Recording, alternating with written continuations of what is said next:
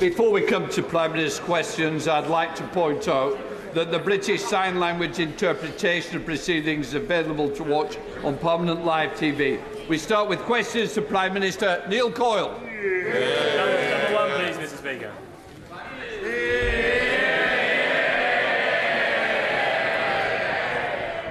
Mr. Speaker, with Armistice Day on Friday, I know that colleagues from across the House will want to join me in remembering those who have lost their lives in the service of our country. Mr. Speaker, this morning I had meetings with ministerial colleagues and others in addition to my duties in this House. I shall have further such meetings later today. Neil Coyle. Thank you, Mr. Speaker. The people I serve will, of course, be commemorating remembrance. Bermondsey was the original home of the poppy factory, providing work for injured veterans of the Great War over 100 years ago. But, Mr. Speaker, COVID restrictions were a necessary, if painful, experience. Across the country, most people made enormous sacrifices, like Charlotte, my constituents, and local councillor Lorraine, unable to see their mums in their final days. These people were betrayed by the Conservatives who parted their way through lockdown,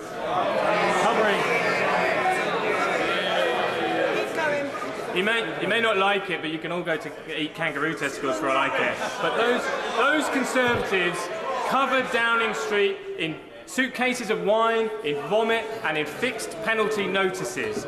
Can this Prime Minister promise today he will use his power of veto to ensure that no one who received an FPN for breaking COVID laws is rewarded with a seat in the House of Lords?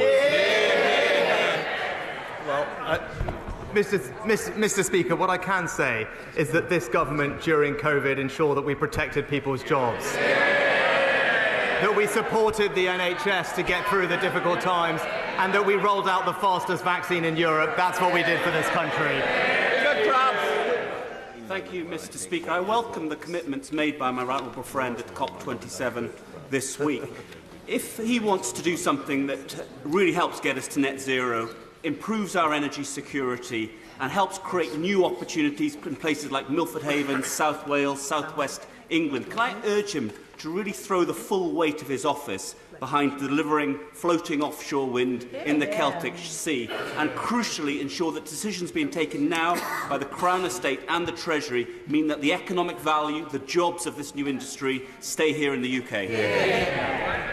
Well, can I praise my right honourable friend for highlighting the incredible potential of floating offshore wind technology to help us move to net zero. He's right about the opportunities in the Celtic Sea and for Wales more generally, and I can confirm to him that Crown Estate's leasing process is expected to deliver more seabed leases for many more projects. Leader of the Opposition, Keir Starmer. Thank you, Mr. Speaker. Can I join the Prime Minister in his comments about Remembrance Day? We remember all those who paid the ultimate price and all those who have served and are serving our country. Mr. Speaker, the member for South Staffordshire told a civil servant to slit their throat. How does the Prime Minister think the victim of that bullying felt when he expressed great sadness at his resignation? Mr. Speaker, unequivocally the behaviour complained of was unacceptable, and it is absolutely right. It is absolutely right that the right honourable gentleman has resigned. For the record, I did not know about any of the specific concerns relating to his conduct as Secretary of State or Chief Whip, which date back some years. I believe that people in public life should treat others with consideration and respect, and those are the principles that this government will stand by. Mr. Speaker, the member for South Staffordshire spent years courting the idea he can intimidate others, blurring the lines to normalise bullying behaviour. It's precisely why the Prime Minister gave him a job. The truth is simple. He's a pathetic bully, but he would never get away with it if people like the Prime Minister didn't hand him power. So does he regret his decision to make him a government minister? Mr. Speaker, I obviously regret appointing someone who has had to resign in these circumstances. But I think what the British people would like to know is that when situations like this arise, that they will be dealt with properly. And And that's why it is absolutely right that he resigned, and it's why it is absolutely right that there is an investigation to look into these matters properly. I said my government would be characterised by integrity, professionalism and accountability, and it will. Keir Starmer. Mr. Speaker, everyone in the country knows someone like the member for South Staffordshire. A sad middle manager getting off on intimidating those beneath him. But everyone in the country also knows someone like the Prime Minister. The boss who is so weak, so worried the bullies will turn on him, that he hides behind them. What message does he think it sends when, rather than take on the bullies, he lines up alongside them and thanks them for their loyalty?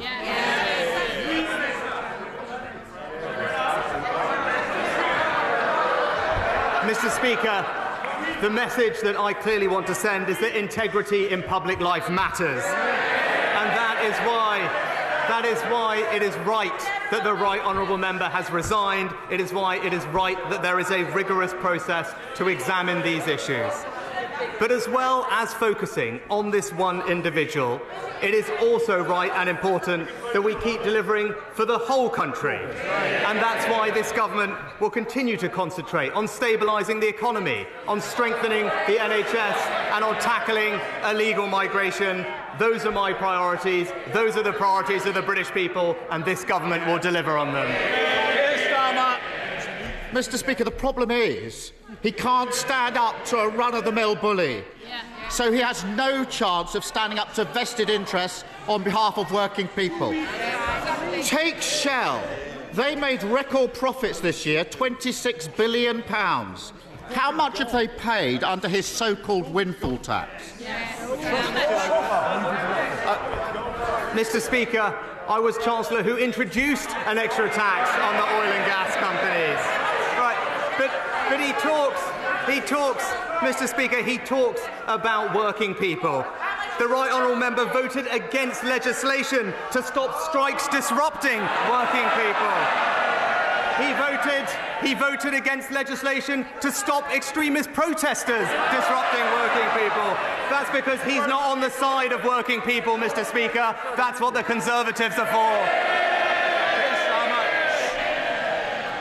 Mr. Speaker, I'm against all of those causing chaos, damage to our public services and to our economy, whether they are gluing themselves to the road or sitting on the government benches. Mr. Speaker, there was no answer to the question because the answer is nothing. Shell haven't paid a penny in windfall tax. Why? Because for every £1 they spend digging for fossil fuels, he hands them a 90p tax break, and it's costing the taxpayer billions. So will he find a backbone and end his absurd oil and gas giveaway? Well, Mr. Speaker, what the party opposite will never understand is that it's businesses investing that create jobs in this country. Mr. Speaker, we on this side of the House, we understand that. We will support businesses to invest, to create jobs, because that's how we create prosperity, that's how we support strong public services, and that's what you get with a Conservative government. There's only one party that crashed the economy, and they're all sitting there. It's a pattern. Mr. Speaker, it's a pattern with this Prime Minister. Too weak to sack the security threat sat around the Cabinet table.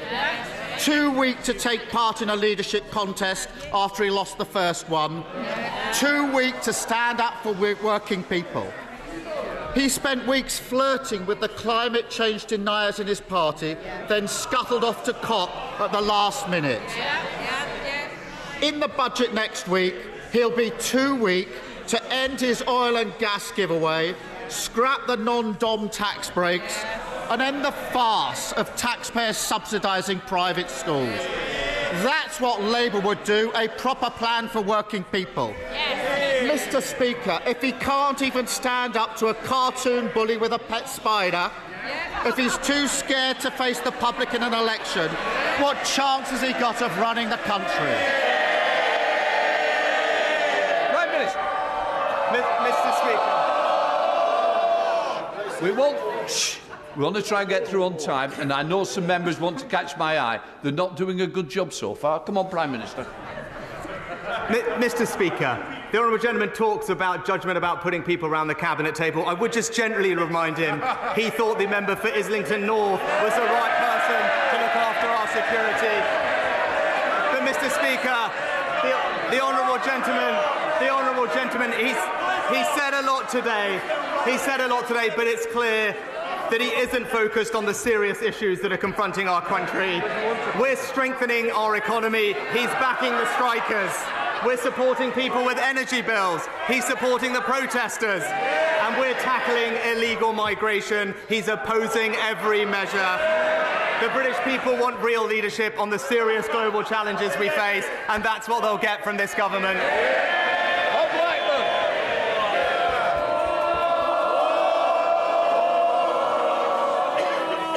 Mr. Speaker, 84 years ago today in Germany, hundreds of synagogues were destroyed, tourist schools were desecrated, thousands of Jewish businesses and shops were destroyed as well. 91 Jewish people were murdered, and later 30,000 Jewish men were sent to the concentration camps. So as we commemorate Kristallnacht, let us remember that it was started with anti-Jewish hatred, it became anti-Semitism, and it's still prevalent in society today. So will my right honourable friend condemn anti-Semitism in all its forms, but congratulate the Holocaust survivors who give their testimony year after year, and in particular congratulate the Holocaust Educational Trust for the brilliant work they do in making sure we will never ever forget what happened in the Holocaust. Well, can I thank my honourable friend for his powerful question and his continued work on this issue. I completely agree with him. Anti-Semitism has no place in our society, and we're taking a strong lead in tackling it in all forms. We became the first country to adopt the IHRA definition of anti-Semitism, and the government's independent advisor on anti-Semitism regularly provides advice to ministers on how best to tackle this issue. And can I join him, as I know the whole House will, in praising the work of those survivors who so bravely tell their stories so that we might never forget. SNP leader Ian Blackford. Thank you, Mr. Speaker. And can I associate myself with the remarks of the Prime Minister for Armistice? We remember those that paid the ultimate sacrifice, those that continue to serve. And we should also remember the nuclear test veterans who continue to seek justice for themselves. Mr. Speaker, last night the Prime Minister suffered the self-inflicted loss of his first Cabinet Minister. A couple of weeks into the job, it turns out this Prime Minister's judgment is every bit as bad as his predecessors. Speaking of which, we now know that his former friend, the former Prime Minister, plans to hand out seats in the House of Lords to at least 4 Tory MPs, including the current Secretary of State for Scotland. So here's another test of judgment for the new Prime Minister. Does he think it right to keep a man in a cabinet who's clearly far more interested in getting his hands on an ermine robe than playing by the rules of Scottish democracy?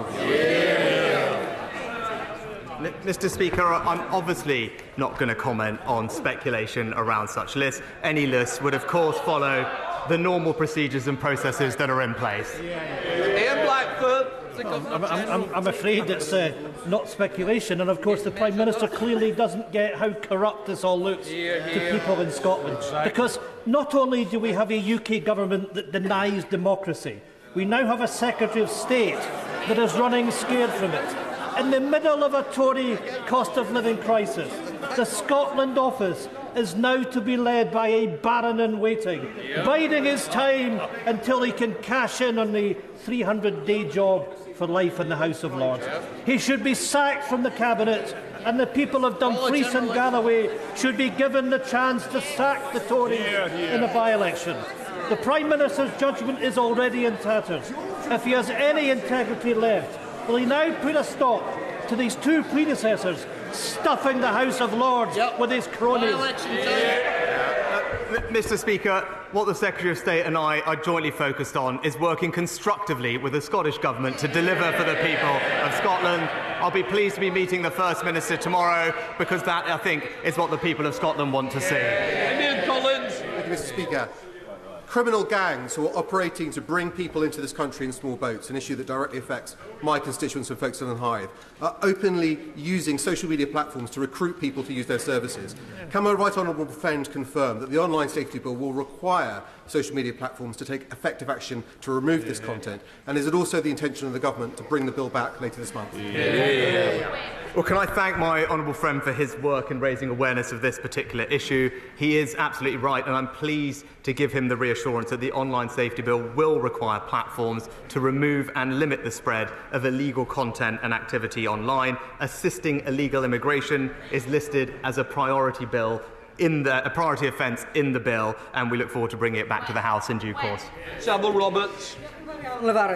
The Prime Minister is struggling to rebuild the Tories' ruined economic credibility after his predecessor scorned the Office for Budget Responsibility. But in a Bloomberg interview just last week, his Trade Secretary disputed OBR forecasts that trade will be 15% lower because of Brexit. Britain's economic prospects are worsened by being outside the world's largest trading bloc. That is a fact. So who does he agree with? The OBR or his Tory minister?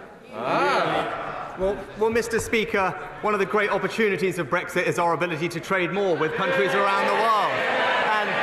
And actually, I know the honourable lady will actually want to speak to many of the Welsh farmers who are enjoying selling their lamb to the new markets that we have opened up for them. That's what we'll get on and deliver. Villiers.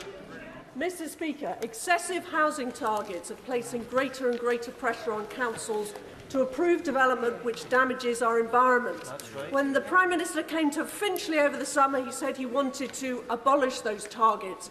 Will he use the Levelling Up Bill report stage to bring forward government amendments to do that? Mr. Speaker, the government is committed to making home ownership a reality for a new generation, and we must build homes in the right places where people want to live and work. But, as the right honourable lady knows, and as I said, I want those decisions to be taken locally, with greater say for local communities rather than distant bureaucrats, and my right honourable friend, the Secretary of State, is happy to sit and meet with her to discuss how best to make this a reality. Bernie Sherman. Mr. Speaker, does the Prime Minister remember back in February when he was Chancellor of the Exchequer, when I informed him that due to his incompetence in that job, the children in my constituency would go to bed that night with no food in their tummy and no heat in their homes? What is he now going to do as Prime Minister to make sure that in every community in our country, children aren't in that situation in this hard winter ahead? Well, Mr. Speaker, the absolute best way to ensure that children do not grow up in poverty, which is something that none of us want to see, is to ensure that they do not grow up in a workless household. And the record under these governments is that 700,000 fewer children are growing up in workless households, and that's because Conservative governments create jobs for people, Mr. Speaker, and that's the best anti-poverty strategy that we have. Mr. Speaker, on Friday I visited a bridging hotel in my constituency that is currently housing 77 Afghan refugees, as local organisations search for permanent accommodation for them following the success of Operation Pitting. Many of the refugees I met held highly skilled jobs back in Afghanistan, including a doctor, international athletes and government ministers.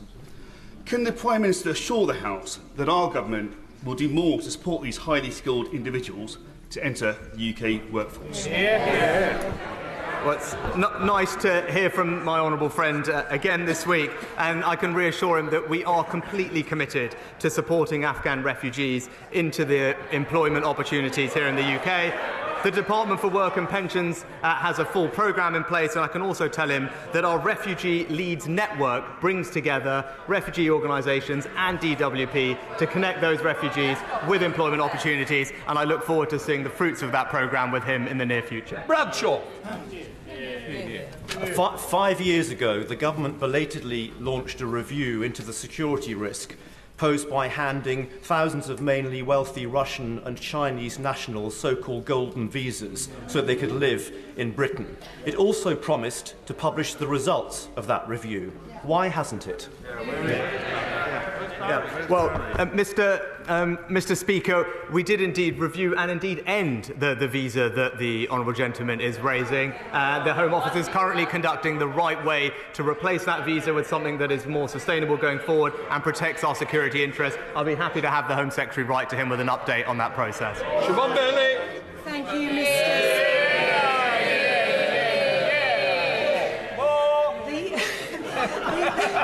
The UK has a workforce shortage, yet millions of parents are unable to work at full tilt and childcare providers are going belly up due to policies being a maddeningly expensive muddle of a mess. Will my right honourable friend please confirm that after decades of ineffective tinkering and endless policies that he will be the man to give us proper childcare reform? Well, Mr. Speaker, I'm pleased to say we've announced ambitious new plans to improve the cost, the choice and the availability of childcare to benefit hundreds of thousands of parents across the country. This includes measures to increase the number of children that we can look after by each staff member and indeed make it easier for people to become childminders. We'll respond to all of these proposals in very short order. Munira Wilson. Thank you very much, Mr. Speaker. I know the Prime Minister's been very busy failing to stand up to bullies, but in the real world, schools and colleges across the country looking after actual children are struggling to make ends meet. One London head teacher has scrapped plans for mental health counsellors. A head teacher in Twickenham is no longer filling teaching assistant vacancies, whilst another is axing school trips. So, Mr. Speaker, will the Prime Minister give pupils and parents a cast-iron guarantee that in next week's autumn statement there will be no real terms cuts to school and college budgets?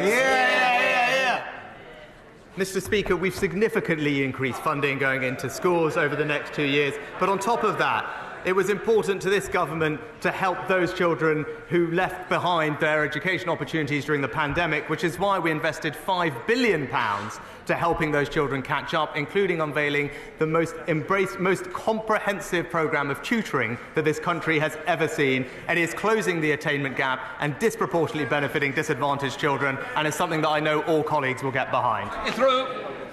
Thank you, Mr. Speaker. Despite a productive meeting with the Immigration Minister yesterday, the Home Office continues to house over 400 asylum seekers in 2 neighbouring hotels in my constituency.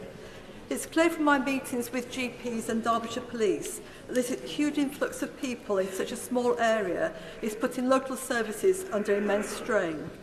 Before services in Area Wash hit breaking point, will my right honourable friend commit to immediate reduction in asylum seekers concentrated in one place, and will he intervene to set a timetable for the permanent closure of accommodation centres at this location? Well, Mr. Speaker, let me give my honourable friend my absolute cast-iron commitment that we want to get to grips with this problem. The best way to resolve it is to stop criminal gangs profiting from an illegal trade in human lives and the unacceptable rise in channel crossings, which is putting unsustainable pressure on our system and local services. She has my reassurance that the Home Secretary and I are working day and night to resolve this problem, not just to end the use of expensive contingency accommodation, but for more fundamental reform so that we can finally get to grips with this issue, protect our borders and end illegal migration. Butler. Thank you, Mr. Speaker. Mr. Speaker, under the Prime Minister's short premiership, he's had one minister resign and one that urgently needs to be sacked.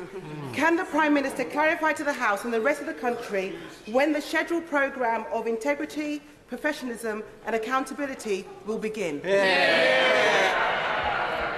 Mr. Speaker, it's precisely because I want a government characterised by integrity, professionalism and accountability that the right honourable gentleman was right to resign, and it's right that we have an independent process. That's the type of government I will lead. When situations like this arise, we will deal with them properly, and that's what we have done. Ian Russell. Thank you, Mr. Speaker.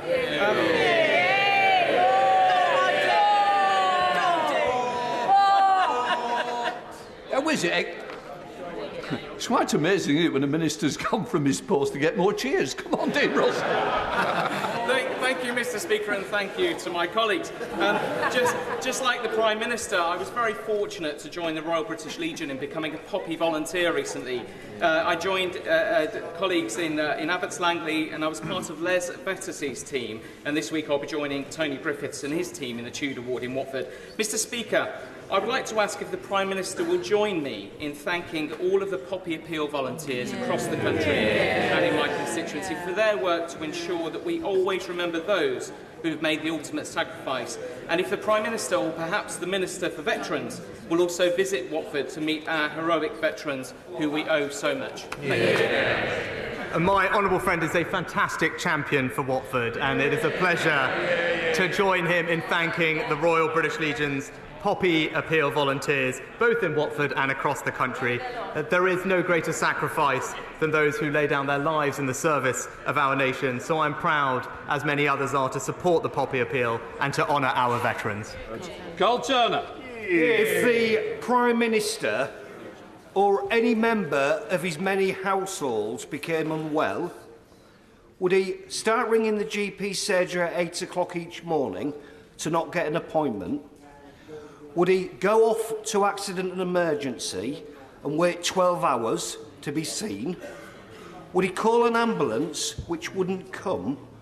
Or would he use some of his £750 million unearned wealth to pay privately and see somebody there and then? Well, Mr. Speaker, I'm very grateful, and let me put on record my thanks to the fantastic team at the Friarage Hospital in Northallerton who provided excellent care to my family over the years. But the honourable gentleman is right to highlight the issue of people waiting unacceptably long for treatment that they need. That's why we've put record funding into the NHS to help with backlogs and waiting times this winter. It's why the Health Secretary and the Chancellor are discussing how best to deliver the reforms that we need, because I want to make sure that everyone gets the care they need, and we will continue to invest in more doctors, more nurses and more community scans so that we can deliver exactly that. Thank you, Mr. Speaker. Blackpool is due to benefit from a £300 million private sector-led regeneration project which will deliver thousands of new jobs for my constituents over the years ahead. To deliver this ambitious new project, we need support with a £40 million package of relocating the existing court complex which currently occupies the site. Various Secretaries of State have been very supportive of the project so far, so is the Prime Minister able to give me an update on when we can receive some good news about how we can get this project off the ground? Well, can I join with the honourable member in recognising the importance of the Blackpool Central Regeneration Project to the town's levelling up ambitions. I can tell him that my right honourable friend, the Justice Secretary and Housing Secretary, are in the process of resolving this issue for him and how best we can relocate the court complex. And I can tell him he won't have to wait very long for an update on the plans. So come on. Mr. Speaker, it is a critical time for our steel industry, hit by massive energy costs and low demand, at a time when we need to support our industry to adapt to build the green technologies that we will need. Does the Prime Minister agree that our sovereign capability and our national security is dependent on a strong UK steel industry? And if so, will the government not sit on its hands? And what is the Prime Minister's plan for steel?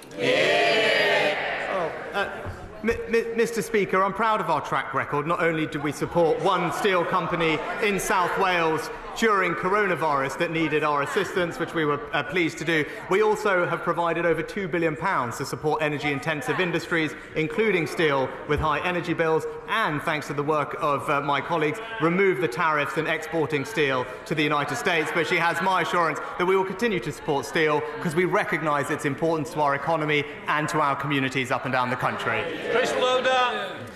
Thank you, Mr. Speaker. Supermarkets such as Morrison's are abusing their dominant market position on fuel, charging up to 20p per litre more in Bridport than other towns in the region, thus preventing West Dorset residents from benefiting from the very unusual reduction in market price these days. Will the Prime Minister agree to meet with me to discuss what action can be taken against these commercial predators who harm our local residents in this way? Well, Mr. Speaker, as Chancellor, I was pleased to cut duty by 5p a litre, the biggest ever cut in fuel duty to help motorists in our country. But I recognise the concerns the honourable gentleman raised. That's why we asked the Competition and Markets Authority to conduct an urgent review of the market. There are some actions to be considered coming out of that review, and I look forward to meeting with him and working with the CMA to explore its recommendations in more detail. Liam Byrne. Thank you, Mr. Speaker. Tomorrow, across my constituency of Hodge Hill, I'll be delivering food bank collection crates because once more our food banks are running out of food. Does the Prime Minister understand the despair my constituents feel that he, as one of the richest men in Britain, is doing so little? They don't like the truth, Mr. Speaker. Does he understand the despair my constituents feel that he is doing so little for the poorest in Britain by refusing to cancel the £3 billion tax break for non-doms who profit from our country but won't make our country their home? Well, Mr. Speaker, I'm proud of my and this government's track record in supporting the most vulnerable in our society, and that will always continue. And it is a bit rich hearing from the gentleman who, the first person who reminded us what happens when the economy gets crashed by a Labour government. That's no way to help people. We will build a strong economy. That's what enables us to support the most vulnerable. That's what enables us to support strong public services. Mr. Speaker, the British people are reliant on our party and this government to fulfil its promises on levelling up. Not just up and down the country, but sideways too. Does my right honourable friend agree with me that the Felixstowe and Harwich Freeport plan will be judged as an historic failure unless such a plan succeeds in levelling up a deprived ward that is in my constituency? And will my right honourable friend join me in Clacton to kick-start that plan? Also, Mr. Speaker, will my right honourable friend commit to coming to the tendering showcase currently in the Jubilee Room until 2:30? That sounds like a very appealing invitation, Mr. Speaker, but I agree with my honourable friend that levelling up has to deliver for communities in every corner of the United Kingdom, including in coastal communities in the south, Mr. Speaker. He knows I'm a champion of free ports, and I look forward to working with him to see how best we can realise their benefits in his area. That completes Prime Minister's questions. Those who wish to leave, please do so quietly.